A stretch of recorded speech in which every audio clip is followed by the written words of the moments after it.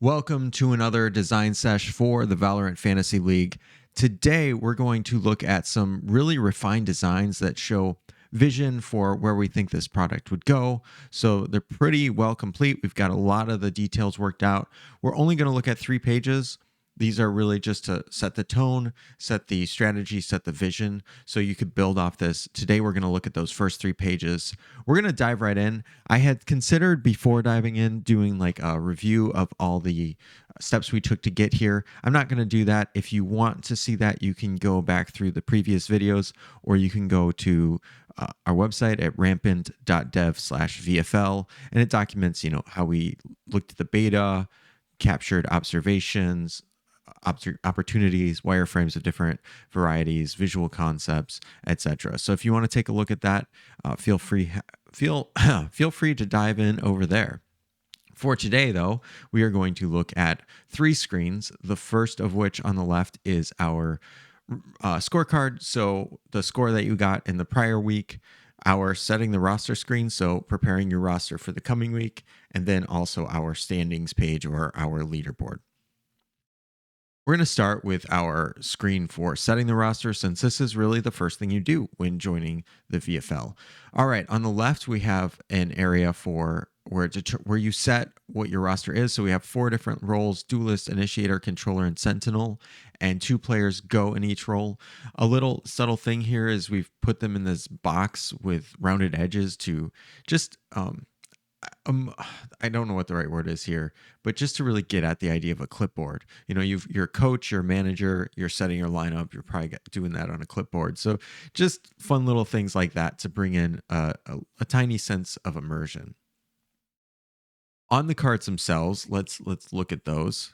So we have the player in-game name, of course, their image. Then we have their role, so I for initiator, and then the initiator logo, D for duelist, and the duelist logo, etc. We have the team that they're on, so Team Heretics, and the team that they're playing for the coming week. You could see how this might be important, because if a team is playing a really good team, they might have, they might be likely to score much higher than if they're playing. Let me rephrase that. If they're playing a really good team, they might not score as high as if they were playing a team that was maybe a little bit easier. These details are going to vary a little bit from the review cards that you're going to see in a minute. And you can imagine that the information that you need for the coming week is going to be different from the information when reviewing what happened in the past week. We also have the player salary here. Now let's talk a little bit about this, because this is a big change from how it works now. Let's just go ahead and document it as well. So right now, players cost, I think it's from like 6 or 6.5 to like 16, 17, 18 points, something like that. So let's say we had a player who is worth 7.5 points. Your total budget is 100 points. And just quickly on this, so everything is called points in the VFL beta. So your score for the week, your total score is points. Your score for the week is points, but also your cost for player is points. So you can see how that would be a little bit confusing. They do have slightly different titles. Like one is like Valorant points or something, or roster points. I don't remember exactly, but they're still points. So you have 100 points is your budget for your roster. I think Kai in particular costs 7.5. It might not be Kai exactly, but, and then let's say Boaster costs 9 points. He's a legend, but he's also an IGL. So I think it might be set on. Yes. So that's not my caps lock. It's a setting in the program. Okay, I think Boatster might be 9, something like that. And then, let's say, Osbos is, of course, the legend. He's probably worth 16 or 17. Now, right from the get-go, these numbers were a little bit awkward. They just felt a little awkward to me. And so I thought, what if we added just a 0 to these? So that 7.5 became 75, 9 became 90, 7 became 170, and then 100 points became 1,000 points, right? So to me, these numbers just feel a lot more comfortable to work with and just satisfying to work with. Then I thought, is there a way that we can make this even more immersive? So we basically, what we've done is we've put a euro sign in front of it. It could be a dollar sign, but we've taken these numbers and we've said, okay, so, a thousand, um, and then essentially added three more zeros. So it's 1 million, right? So we add a dollar sign. Let me rephrase it. So we add a dollar sign in front of it and then a K behind it. So you still have the same characters basically, but now it's, instead of 75 points, it's 75K. My goodness, why can I not type today? 75K, 90K, 170K, right? And these start to feel like salaries. I don't know exactly what each of these players make, but from what I do know, it's in the range of, 60,000 to $200,000, something like that. Some might make a lot more. The point being, though, is if you had a budget of $1 million, you can imagine being a team manager and having to like budget players, so that if you wanted to get, I don't know, Valen, you might have to pay him, um, $130,000 in order to get him on your roster. So these numbers just start to feel like immersive numbers, and I like that. One more thing to talk about with player cards is how they are managed on this screen. So ideally, these are drag and drop. So you drag Jogamo over Oxy and it would just, work seamlessly. Right now, it is a action menu. So if you hover over a card, an action menu shows up. We would do it with a click. So you click on the chevron. This menu would pop up. It's the same actions. So bench would send somebody to the bench. Set MVP would set your MVP, and trade would trade this player. A quick note on setting MVP. Right now, it's set IGL. IGL, if you don't know, are your strategic in-game leader. Because they're strategic and thinking a lot, they aren't typically your people scoring the most points, getting the most kills. So my recommendation would be to change this to either MVP or else top frag. MVP just felt more natural. So just like with the salaries, this is a thing that we can do to make it a little bit more immersive. And then there was one more thing with the cards. What was it? I don't remember. Okay, we'll leave that at that. If it comes up, we'll go back to it. Oh, I remember. It's that the action bar here, it's what exists now. Also, dragging and dropping on a mobile responsive screen could be a little bit difficult because all of these cards would end up being very vertical. And so you're trying to drag something from the bottom to the top. So being able to have a menu that you can trigger might help a lot with mobile designs as well.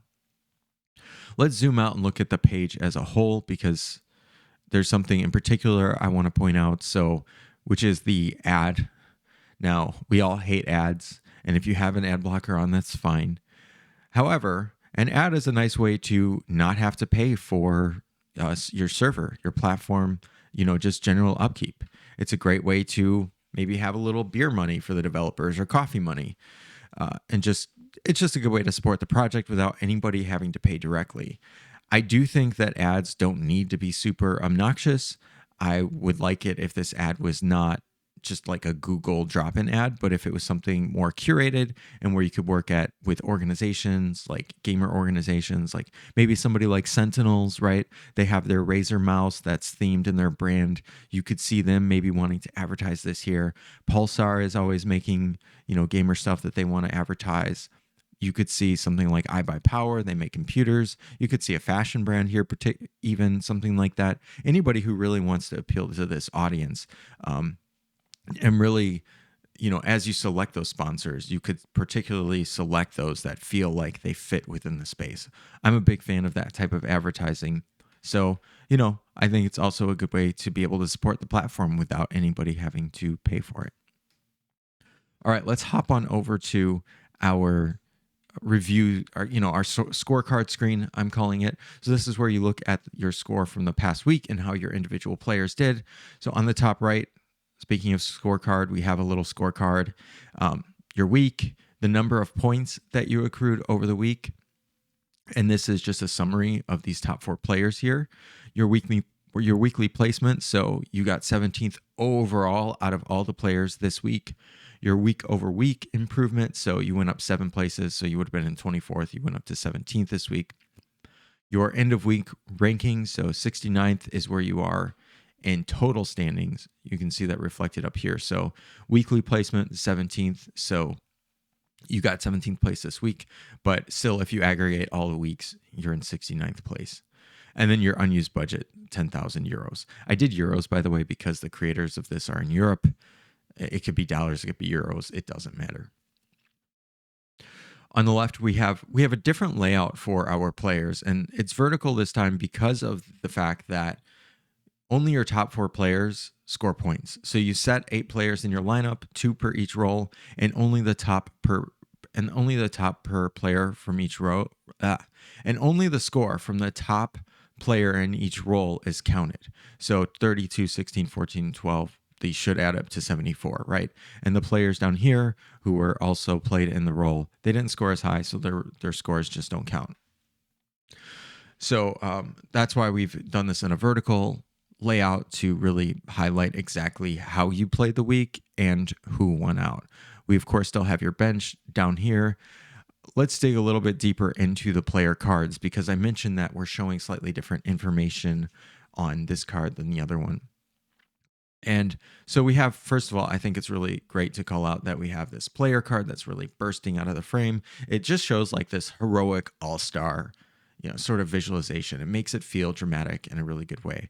Shows who our MVP was, that this player was our MVP for the week. We, of course, have their in-game name, Oxy in this case, their weekly score. Oh, and by the way, I did test this with much longer names that they all fit. So, we're pretty good on that front. Your weekly score, 32 in this case.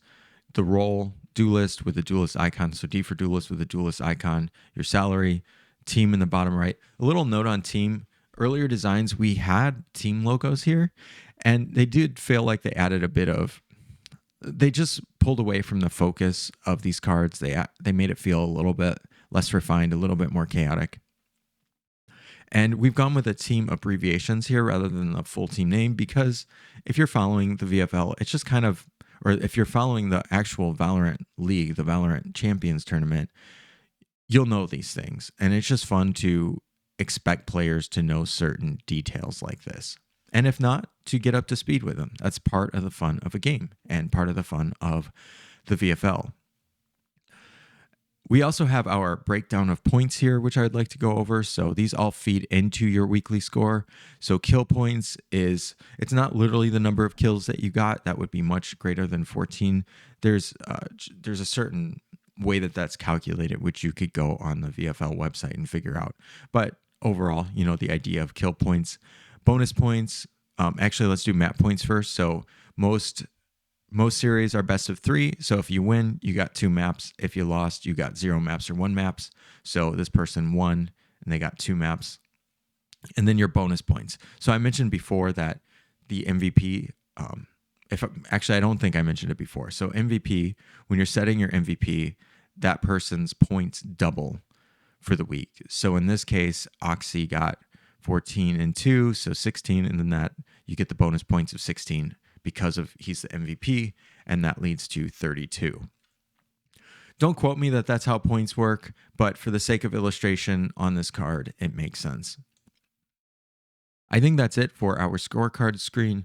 Let's hop over to our third and final screen, and then we'll talk about the navigation. So we're looking at the leaderboard / standing screen. The first thing to call out is that we have this separate view for top 10. So we have the top 10 standings highlighted and then the rest of the hundreds down below.